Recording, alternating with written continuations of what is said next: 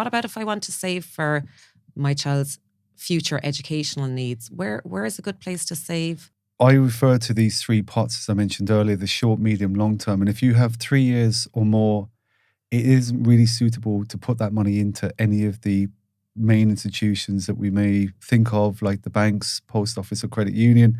And the main reason I say that is because longer term, you can get a much better return on your savings by putting them into certain, and dare I say, investment accounts where you can nominate the level of risk, but by virtue of you having more than 3 years, allows you to take a modicum of risk for a greater return.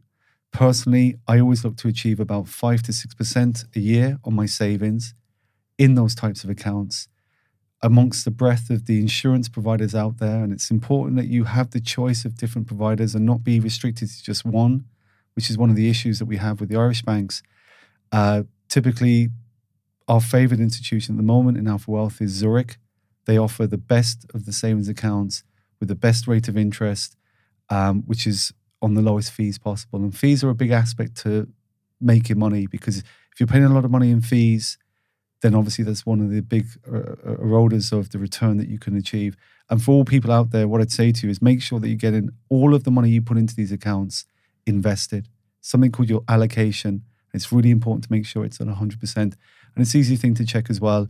And obviously there's a lot of regulation with these types of accounts. So just be mindful of the fees that you are being quoted.